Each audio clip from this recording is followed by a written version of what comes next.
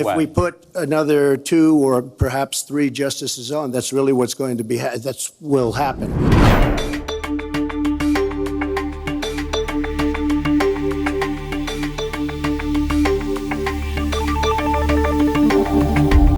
Mr. Trump, you're pro-life, but I want to ask you specifically, do you want the court, including the justices that you will name, to overturn Roe v. Wade, which includes, in fact, states a woman's right to abortion? Well, if that would happen, because I am pro-life and I will be appointing pro-life judges, I would think that that will go back to the individual states. But I'm asking you specifically, would you like to... If they overturned it, it'll go back to the states. But what I'm asking you, sir, is, do you want to see the court overturn? You just said you want to see the court protect the Second Amendment. Do you want to see the court overturn Roe v. Wade? Well, if we put another 2 or perhaps 3 justices on, that's really what's going to be, that will happen.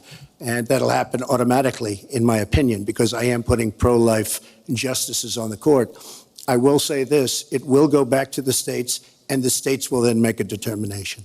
Secretary Clinton. Well, I strongly support Roe v. Wade, which guarantees a constitutional right to a woman to make the most intimate, most difficult, in many cases, decisions about her health care that one can imagine. I promise to nominate judges and justices who would stand up for the original meaning of the Constitution and who would honestly and faithfully interpret the law as written.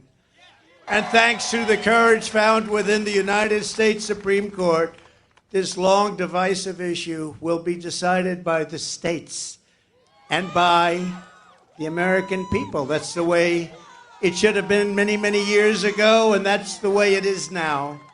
Do you think our democracy is at stake? We're looking at the January 6th hearings. I do. You think the democracy is at stake? I do. For many years, the abortion rate was going down. We were seeing, I think, greater responsibility, especially with the use of contraception. So what is their ultimate goal here if they begin to chip away at all of these rights? It truly is to erase the progress that women have made from the last 150 years. What do you say to the supporters, though, who say, listen, we are protecting the rights of unborn children? They have rights, too. What do you say to that? That seems to be the core argument. I say that, that is predominantly a belief rooted in religion, which I respect. And that's why in a pluralistic democracy like ours, the court in Roe v. Wade said the government is not going to make this decision.